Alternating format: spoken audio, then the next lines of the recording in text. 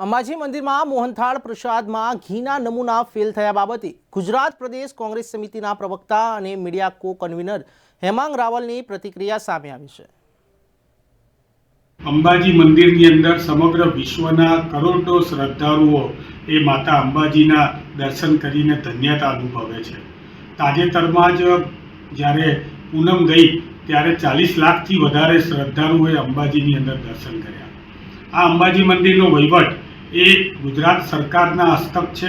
ગુજરાત સરકારના પવિત્ર યાત્રાધામ બોર્ડ જે છે તેની અંદરમાં આનો વહીવટ થાય છે।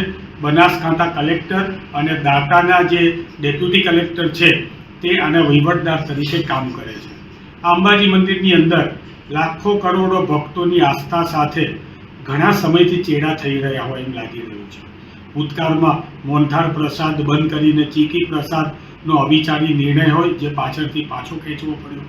વીઆઈપીના દર્શન 5000 રૂપિયા આપીને કરાવાતા હોય જે પણ પાછળથી પાછા ખેંચવા પડ્યા।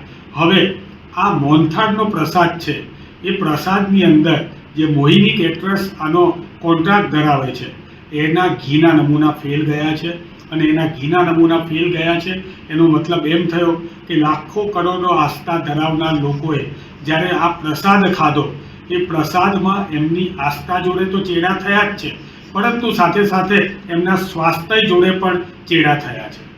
આ કેટરર્સ જે છે એ સૂત્રોને જાણ મુજબ જે જાણ થઈ છે એ મુજબ IRCTCમાં પણ કોન્ટ્રાક્ટ ધરાવે છે અને ગુજરાત સરકારના ગુજરાત ભવનની અંદર પણ આ જ કેટરર્સનો કોન્ટ્રાક્ટ છે। તો કોણ એવા નેતા અને કોણ એવા મોટા મંત્રી સંત્રી છે કે જેના આના ઉપર આશીર્વાદ છે અને આ કેટરર્સને તો તાત્કાલિક રીતે સસ્પેન્ડ કરીને એની ધરપકડ કરવી જોઈએ અને સાથે સાથે આના સંપૂર્ણ જવાબદાર જો હોય તો અંબાજી મંદિરના વહીવટદાર શ્રી છે। અંબાજી મંદિરના વહીવટદાર શ્રીએ આવા પ્રકારની પોલમપોલ જે ચાલવા દીધી એ પણ એક દુઃખદ બાબત છે અને ગંભીર બાબત છે।